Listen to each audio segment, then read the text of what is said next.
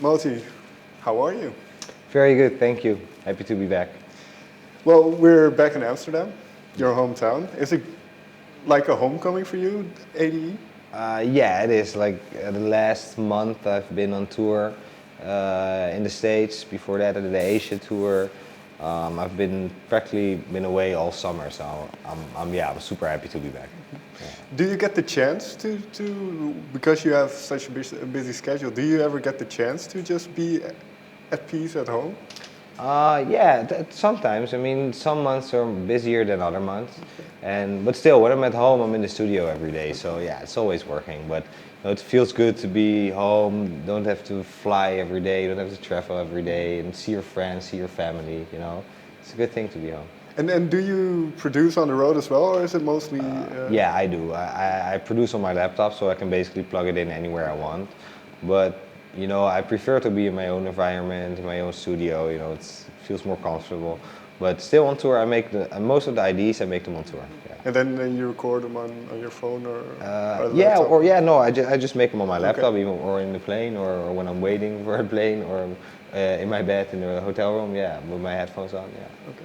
Well, before we talk about the more recent tracks you've been releasing, quickly, I read somewhere that you started music lessons at age 5. No, that's not true. Okay, so that's not true. No. Okay, then. Well, I went to. I don't think I was 5, maybe 10. Okay. I used to. Well, my parents put me in music school, Okay. So I had to learn how to read music. I had to try every instrument that was possible. And after the first year, I had to choose an instrument, and I continued. I chose a piano, and I played piano for maybe 5 years. But after a while, I just lost interest in it. And then 10 years later, or 5, 6 years later, I found out you can just produce music, and you don't have to, you can draw it. And at that point, I just started making music. Yeah. Looking back, do you know why your parents put you on music lessons? Yeah, my parents support being creative, and I think they think it's a very important thing that you start at a young age, exploring yourself and other things than just school. And they all also put me on a lot of different sports. They just want you to be creative and try to explore stuff. Yeah. And well, it's been a while, and you were quite young then. But have you learned things during that time that are helpful now? Yeah. The most important thing that I learned is that I know how to make chords, and I know which keys fit with which keys. I'm not really technical. I can't really explain it or something, but I know if I play an F chord, I know exactly which notes I can play with that chord. So yeah, that it helps. That definitely helps. Yeah. And then if you go to well, like you said, then you started making your own music. What was that like? Because you were used to playing the piano, and then all of a sudden you have this computer. I don't know. It started with me. I went out a lot when I was 17, 18. I went partying a lot. And at some point, I found out about what was the name again? Some DJ thing, so you can mix tracks. Right. After that, I downloaded or I bought Reason, and I started just trying stuff. I always went to the record store to buy vinyl records, but at the same time I started with Logic and Reason and all this stuff. So I was mashing up tracks, I was cutting it up and everything. So I let it listen to one of the guys who work at the record store, and he was like, "Dude, you can't do this. You can't just cut out people's breaks. You're disrespectful to the artist." And then I decided, okay, I'm gonna try to make my own music to show the guy to the record store, dude, whatever, I make my own music now. So, and that's basically how I started. But I didn't do it to get my music out there. I didn't do it to become a DJ or whatever. Right. But at some point, some friends of mine at school, they told me you have to send this to Eric E. And Eric E. was and is in Holland. He's a big DJ here. So they sent it to him, and I sent one track to him. And he's like, "Dude, I'm in management. Do you want to be a DJ?" I'm like, I don't know, but yeah, why not? So that was it. That was my start. Yeah, yeah. And those vinyls that you took, were they classic dance records, or could they be anything? Well, like Roma Flugo, Gatesnog, Alter Ego, Tief Schwarz, that kind of tracks. Yeah. Right. So, And then, well, you said that then kind of things took off. yeah. How long did it take you to find kind of your own sound, or to feel comfortable with what well, you were making? Well, it went pretty fast, but the thing is, like, I've been starting MOTi since 3 years now, I think, and that was 10 years ago, 8 years ago. So back in the days, I was a duo. So I did this together with my cousin. It was called Groovenatics, and it was different kind of music. But back then, I released on labels like Defecta, Strictly Rhythm, CR2, Tool Room, different kind of labels. But that went really fast. But 3 years ago, I decided, I want to do something different, and I want to do it by myself, and then I started MOTi. So. What was the most difficult thing to get adjusted to once you were on your own?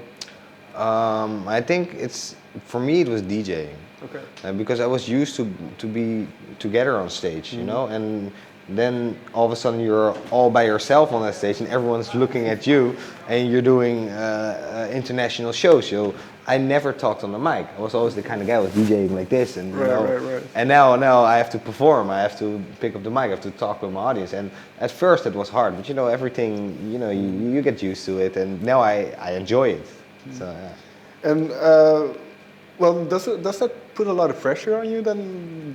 The fact that you are out there by yourself?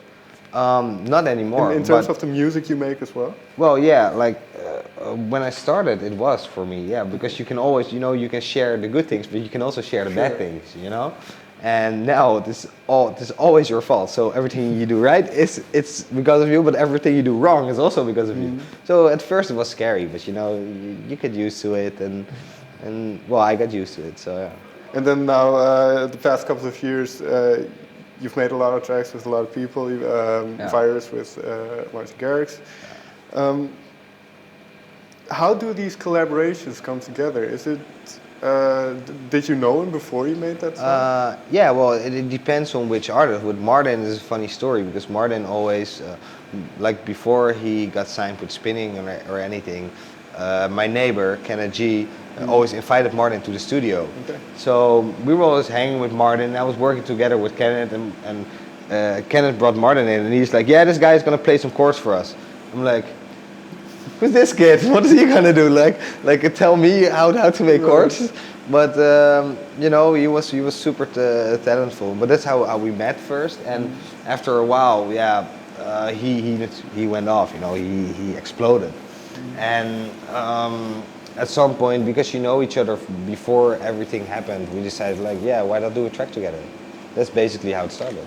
And because within EDM and dance music, house music, everybody kind of works together, you play each other's tracks in their lives. Is it important to have that community of people who are trying to kind of help each other? Yeah, I think so. Yeah, it's super important. What I hear from a lot of other artists around the world is that there's nothing like the Netherlands. The Netherlands, everyone helps each other.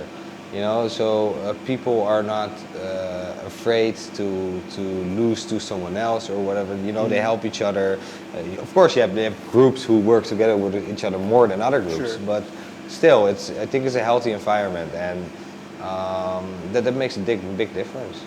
And if we take then one of the, well, you mentioned Kenneth G. You released Zues with him. Yeah. Can you tell me how that started? I'm not sure how it started, but it probably we're next door neighbors. Okay. So this is my door, this is his door, So we see each other every day, and we try to. When I have a track, I text him dude, come over to my place, and he just has a key, so he comes in and he comes listen to my tracks, and the other way around. And a lot of times when we're doing nothing or something, shall we make a track? Okay, why not? And Zues is the kind of track that was just okay, let's do a studio together. We don't have to make anything we can release, but if it's something, it's something. So. Do you discuss before you start what you kind of want to make? Depends on the collaboration. Sometimes you have a clear idea of okay, I want to do this and I want to do that, and sometimes you just you just start and you see wherever it ends up. And for you, because like you said, you were part of a duo first. Does it make it easier working with all these people because you know what it's like to be? Yeah, I think so. Yeah, it's easier because you feel more relaxed, more at home. But at the same time, like last month, I did a studio session with Cruella in LA, and I met them for the first time, and it felt like home as well. Okay. You don't have to know people for years. It's just there has to be a good vibe, but depends. And finally, then, what are you working on now? Is there anything you? Yeah, I've got a new track coming out with Sander van Doorn together, first week of November. It's called Last, Focus from Ayel. It's kind of a cool record. I like this more musical. Like I did a lot of club records last year, so now I'm trying to focus more on songs. So this is more a song. After that one, I've got a really big track coming up with Major Lazer. Okay. Which is totally different than what I normally do, because this is on 100 BPM, it's more down tempo, but it's really, that's a real song, and Ty Dolla $ign does the vocals on it, so we have a big rapper, and it's a cool project. And after that I'm going to do another club song, and that's going to be a solo record on Spinning again, so another banger. Well, you mentioned this song with Major Lazer, and then is diversity important for you as a DJ or producer? Yeah, I think. Well, for me, I really want to show that I'm a producer. I want people to know there's so many rumors going on, not about me, but in general, like about people who don't produce their own music. And I just want to be, I want to be open about it. That I make my own music, and I want people to know, and I want to show people I can make anything. It's not that I can only make EDM or a big room, like the track with Major Lazer is something totally different. I did trap tracks in the past. I've done deep house like with an old alias back in the day, so I can do anything. And I'm just trying to show that to everyone, that I can go any direction.